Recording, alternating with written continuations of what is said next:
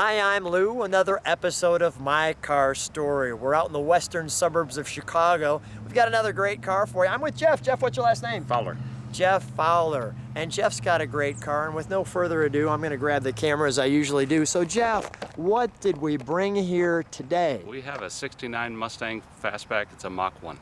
And needless to say, a great car from the 60s era. Why did you decide you needed to have this car out of all the cars in the world? I am a huge muscle car fan. My first street car was a Mustang. I wanted the Mustang again. And the 69 or 70, I was looking for particularly. They're 4 inches longer than the 65 and 68. And I'm a big guy. I needed a little bit of extra room.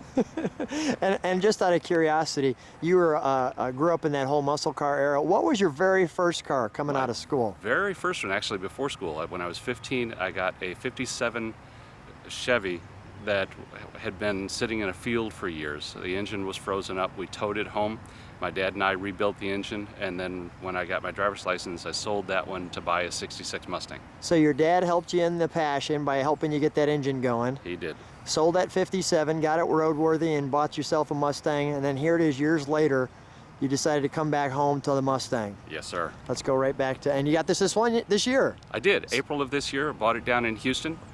Went to an auction down there, and I'd been looking for this particular car, or the 6970 Fastback, for about 2 years. I was being pretty particular with the options that I wanted on it. What were the options you wanted? I needed power steering. I wanted the V8. I wanted air conditioning since I wanted the Fastback. Yeah, there's a little story why you needed power steering. I had a 68 Firebird convertible back 20 years or so ago. Loved the car. It was great, except it didn't have power steering, so my wife had a hard time driving it.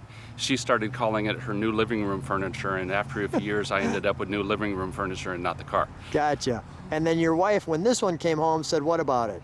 It was amazing. We put it on a truck down in Houston, brought it up here, so the first time she heard it run was when she actually pulled it off the truck to put it in the driveway. Her first comment to me about it was, it's not loud enough. Let's take a look at the car.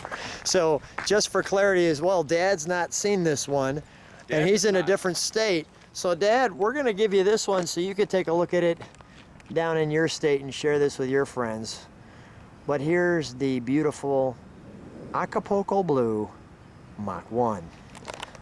So let's roll up on that. And some of you know I'm kind of a blue car fan, so this works real well with me with this car.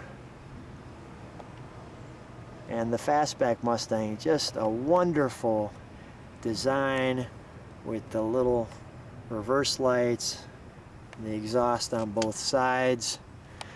And let's take a look. We've got the wing and the spoiler there. Let's take a look at that Fastback from there. Love it. Okay, so we've got the all-important Mustang badging. We've got the little facsimile scoop here, which the Boss Mustangs don't have. One of the distinguishers of those. Come on back with me, Jeff. So what's the reaction? Now, you shared with me that this car hasn't even been on any car shows with you yet, but when you're driving it, what's people's reactions? I get a lot of looks, a lot of head turns. I've had several people ask me if it's for sale, and the answer is always no. I've had a few, especially younger guys, ask me if I want to race, and the answer again is no. It's nice and loud, and it performs really well, but I'm a little old for that. It's your driver. It's your driver and your car to just love on. That's exactly right. It's kind of like your best friend. That's exactly right. Okay, so we're just going to take care of this one. And the reflective stripe, is it reflective? I don't think so. Okay, no, not reflective. Mach 1, the beautiful rims, the raised white letters. We've got the 351 here, as you can see. These lights work. We'll show you that. The blacked out hood, the hood pins, and the front of it.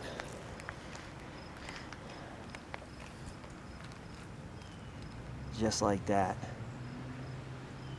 Always enjoyed those fog lights that were in the grill. I just thought that was a great piece. And then of course you've also got these lights down here and the wonderful chin spoiler. So we've got the mirrors on both sides. And that's a good look right there. Let's take a look at the interior, shall we? Sure. Jeff, can you get that for me? Thanks. I just want to show that too. Great scoop as we're walking towards the door. Thanks. So here's your Mach 1 door. We've got some speakers in there, as you can see. And your Ford. Nice seating in the back. Like the stripe there in the seat. Instrumentation, the look out the front. And as you're sitting here, you can see the back of the hood scoop, which has some turn signal lights on. And if we'd have to turn that on, but we'll get that. So here's your instrumentation. Let's do this. And again, it's a 4-speed. The rim blow horn, you can see in there, squeezing it. There we go, we'll turn it on and get that too. Your tack, your miles, gauge cluster,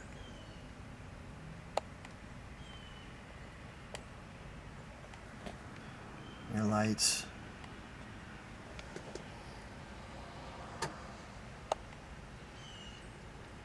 Adjustment. Got an upgrade on the stereo. We've got the heater instrumentation. Always enjoyed the divider between the two. You're here. This is the passenger. Got the Mach 1 badging there, along with the working clock, which is great. The red inserts. Also have the cigarette lighter there. Pull that out a bit. Your 4-speed, your instrumentation up the center, like so. Also want to show we've got the '69 Ford owner's manual and the all-important Marty report, which will let you feature some of the details where you could pause that at your own leisure, signifying that this is a real Mach 1 there. Jeff, let's open the hood.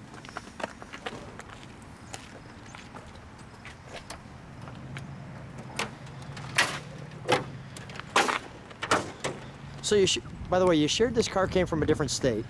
Came from Texas. And your wife pulled it off. Was she giddy when it came off, or was she more, what's he going to react like? What was your first reaction when you actually physically saw the car? I think that she is anxiously tolerant. She knows that this is something that I've been wanting for a long time. She's very supportive of me in it. She actually really likes the car. Yeah. And she likes the looks of it.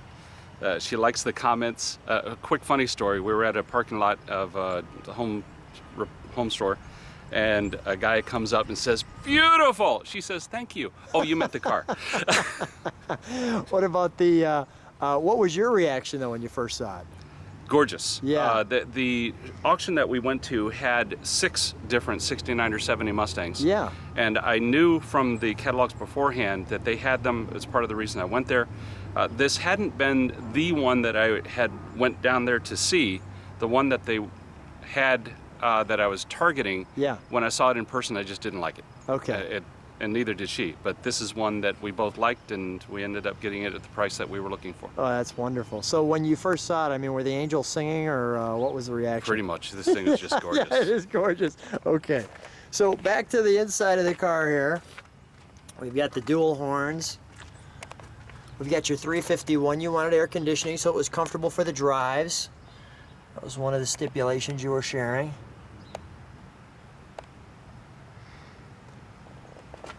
The 351 came with the 4-valve, 4 Venturis on the carburation. The restoration took place in 2013, you shared. Really looks good. I'm told that it has about 1,400 miles on it since the restoration. Okay, 1,400 miles. Looks great. Let's start her up.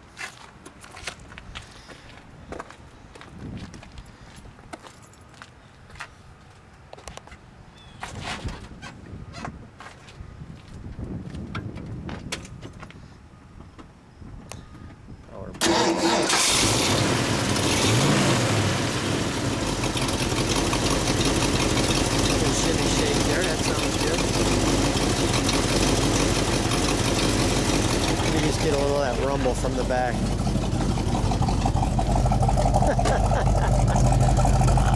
The wife likes the sound of that exhaust now. Give it a little rev, would you?